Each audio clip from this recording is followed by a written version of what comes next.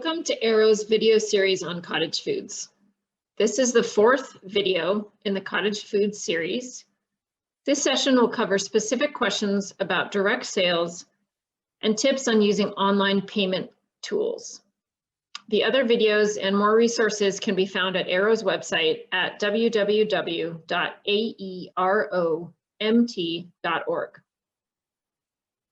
One of the questions often brought up by cottage food businesses is clarifying direct sales and the use of the internet in payment, ordering, and other transactions. So according to Montana cottage food law, cottage food businesses are limited to direct sales.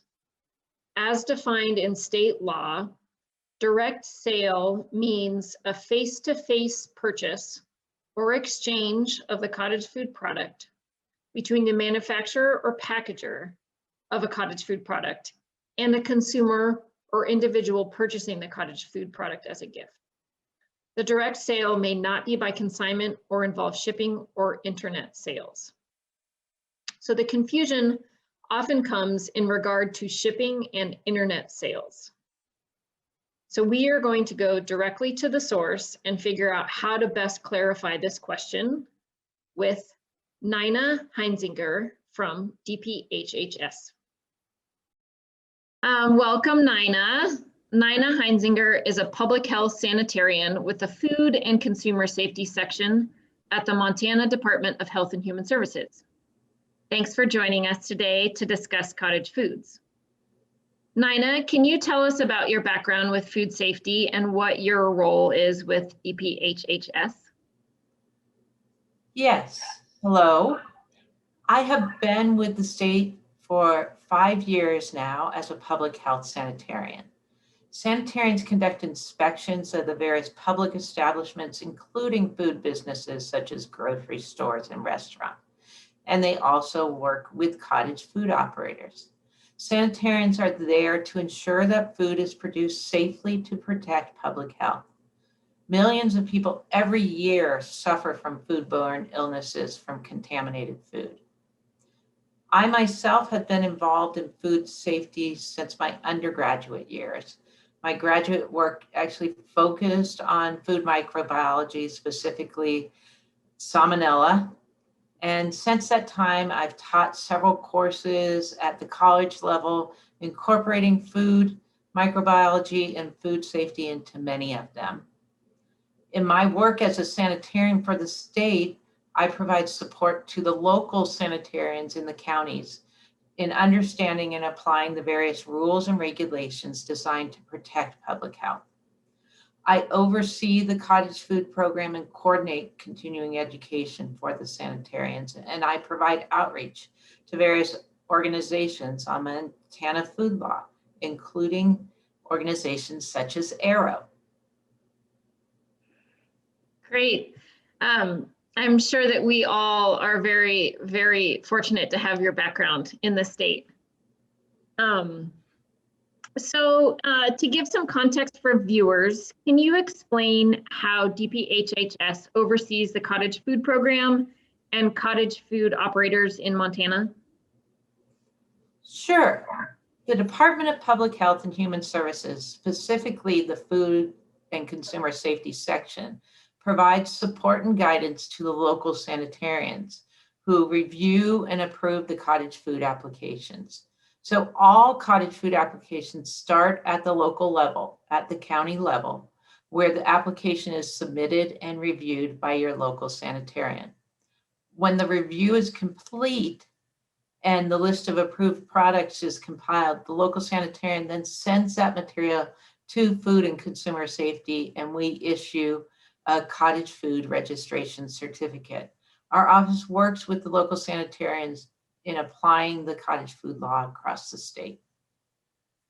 Great, thank you. That's really helpful to know how it travels through different agencies.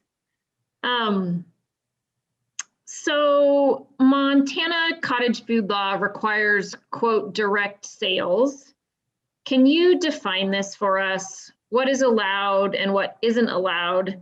And how can the internet be used and what is prohibited? This is a question that we often get at our office. So direct sales is actually defined in the state statute that was written that allowed for cottage foods.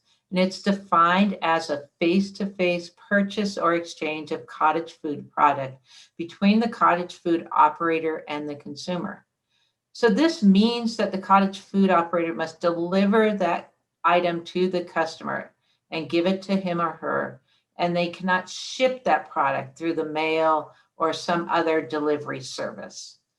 For example, I could place my bread that I've made, my cottage food bread, on a customer's porch and ring the doorbell to let them know that I've dropped off the item and they can come out and retrieve the item. Internet advertising is allowed for cottage foods and actually is usually encouraged to bring your markets up in terms of cottage foods to reach more people. And it's commonly used to provide people with information or some sort of ordering platform as well. Internet payment options are allowed. Our cottage food operators use everything from PayPal, Venmo, Square, or other systems. But the main thing is that product still needs to be delivered in person. So you're not going to ship that product to the person or consign it to another person to deliver it to your customer. You will be handing that product to your customer if they're coming to your house or to some mutual place to pick it up, or delivering it to their location. Great, thank you very much for that clarification. Nina, do you have any other tips for cottage food businesses? Yeah, I have a couple of tips that I think can help you as a new cottage food business. First of all, Cottage Food and Consumer Safety maintains a website, our cottage food website, with frequently asked questions that people have, as well as the application form. The information provided on the frequently asked questions is the questions that we most often get in our office and that local sanitarians get as well. It's a helpful document. We do update it on occasion as more questions come in. So it's a good first place to start. The other thing that you need to do is to get to know your local sanitarian. Even as you're starting that cottage food application process, reach out to your local sanitarian and let them know that you're completing a cottage food application and establish a relationship there. So as you have questions, you can reach out to them, especially if you're having questions or concerns about something on the application, you're not quite sure of what they are looking for. Couple other tips, just general, in terms of a cottage food operator really needs to invest in a kitchen scale. And you may be asking yourself, why a kitchen scale?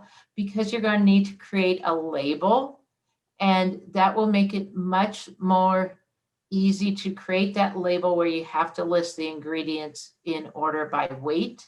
So it allows you to make an accurate ingredient list for your label, but it also leads to a more consistent product if you are actually weighing your ingredients instead of just measuring them in a measuring cup. So that's something to keep in mind, as well as you're trying to figure out how to price your product or the cost of your product. Weighing that material allows you then to go back and figure out how much each one of those cookies is actually costing you to make, not including your labor. Starting a business takes time and careful planning. And so when you start to go into the cottage food business, I suggest that you collect the information that's available on our website.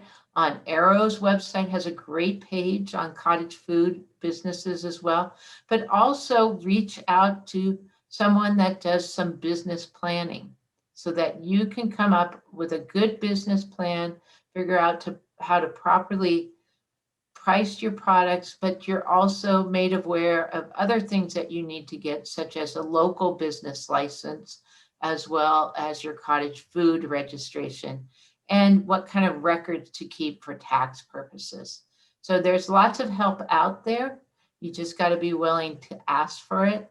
And we're only one part of the equation, but we try to help you along to get started and hopefully successfully have a cottage food business. Great, thank you, Nina. And I'm sure that yourself, as well as your team throughout the state, are a wealth of knowledge and resources. So thank you for what you do for cottage food operators and for all of us in the consumer realm. Thank you. So to recap, internet platforms can be used in the marketing, ordering, and sale of cottage food products. And what is not allowed is consignment or selling your product through someone else, shipping or delivery services, or interstate sales. So ultimately, cottage food sales require a face-to-face interaction in the transfer of a product. And the fact that a cottage food operator can use online tools presents new opportunities for business and finance management. Using online tools can be a way of reducing financial risk for a few reasons. First is convenience. And this goes back to that marketing funnel. And the last step is getting a customer to make a purchase. Convenience is a common factor in whether a potential customer becomes an actual customer, and then also if a one-time customer becomes a return customer. If we make it easy, they are more likely to purchase. And frankly, digital sales are by far the most common way transactions are made between businesses and consumers. Cottage food businesses commonly note an increase in sales by including a digital payment option. Secondly, the overall financial health of a business is more complex than just cash on hand. Gauging how your business is performing involves keeping track of your income, sales, expenses, making projections, and requires detailed knowledge of profits and debt. When someone asks, how is your business doing financially? This can be particularly challenging to answer, especially for cottage food operators, because often people start their business as a hobby and haven't made the transition as the business grows. A couple of simple ways that online tools can help. First is in record keeping. Cash-based sales are difficult to track, and accurate records is the basis for all other financial questions and decisions. Secondly, online tools can help with asset management. So one area that is particularly challenging for cottage food businesses is separating personal accounts and business accounts. We'll talk about this in more depth in the business liability video, but it is vitally important for tax and liability reasons to separate your personal and business finances. This can be done by using a separate platform or a separate account, but it is necessary to have a way to document and track income and expenses independent from personal accounts. And as Nina mentioned, ultimately, accurate records is how you examine all other finance questions. How should I price my products? Am I making a profit? How should I plan accordingly? All of these depend upon accurate records. So there are several considerations when evaluating different payment options. First is your preference. What will you use? If it's a stretch for you to use an online tool at all, pick one and stick with it. Secondly, what is your customer's preference? But as we will hear from Yulia, be careful about being too accommodating, as this might create more of a hassle than benefit. You should also examine closely the fees, limits, and exclusions. You should check out the back end. It's not just the customer interface that's important, but also your experience. Watch a tutorial or reach out to a sales member for a tour. You should look closely at their customer service options. How easily can you reach someone when you need help? and then check out their integration with other software, particularly your bank and your personal finance platforms. And then finally, do they accommodate mobile versus desktop payments, depending upon the needs of your business? So again, we will check back in with Yulia and hear how she uses online payments in her business. Yulia, do you use online payment platforms or online ordering systems? And if so, how have those been helpful for you? Yes, I am. And unfortunately, it's very fragmented because there's so many different payment mechanisms nowadays, and people want to be able to use their favorite. So unfortunately, I followed everybody's demand. And so now I take all sorts of payments. I do Square, I do PayPal, I do Venmo, I do Cash App. I take, I also use a proprietary mechanism from localharvest.org. They have a software that's called CSAware, and it's basically designed for people who do community supported agriculture model. And it works the same with bakeries. I really love them. They're inexpensive. You set it up for subscriptions. If you plan to do deliveries, like a regular deliveries, you can set it up there very quickly and easily. And you can also sell standalone items through them. And they have their own mechanism, the whole checkout, the shopping cart, and all that kind of stuff. And it's really neat because the customers have full control over their subscriptions. When they go on vacation, they can stop it, restart it, change it, etc., etc. So I do recommend them. I really like them. They have some quirks, but they're a growing company and they work on their bugs regularly, and they always come up with new features, which I love. For example, if you have a lot of deliveries, you can connect them with another program that is telling your driver where to go, and basically optimizes their route and tells them in which order to deliver. So if you have a lot of deliveries and you're lucky, it's great because you can integrate the two at the click of the button, and you're set. So localharvest.org, definitely check them out. That's one. And then of course I use Square at the farmers market.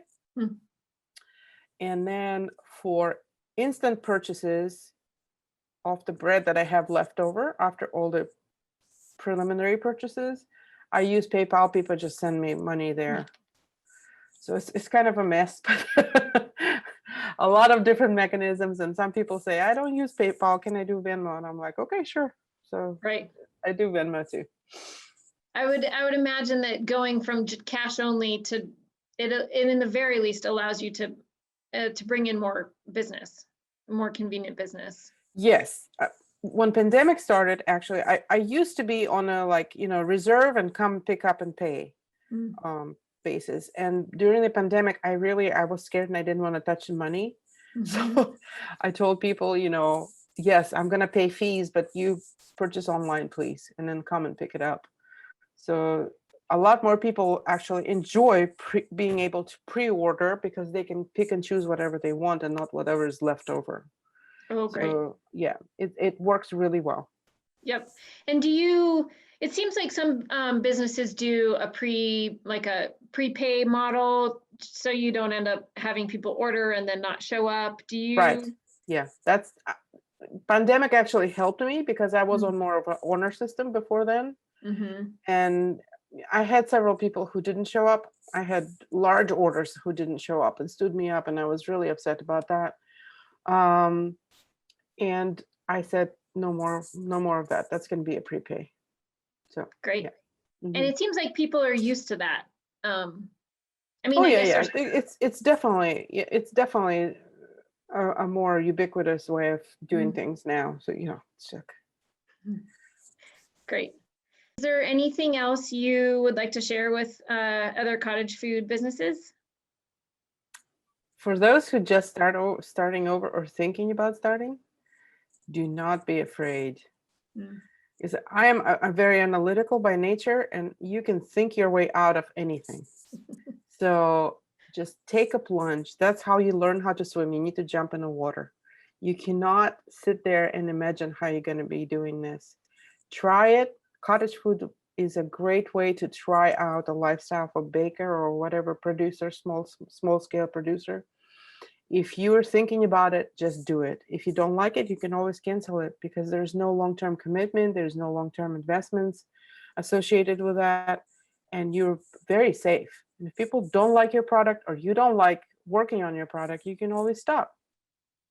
But don't bite yourself later and say, oh, I should have done it 10 years ago when it was picking up. Because right now is the best time to do it. Great. Sure. Well, Yulia, thank you for sharing your insight with us. Viewers, make sure you check out our other tutorial videos where you can learn lots of helpful tips from Yulia. And if anyone is ever in Alabama, be sure to find Yulia at A Wild Yeast.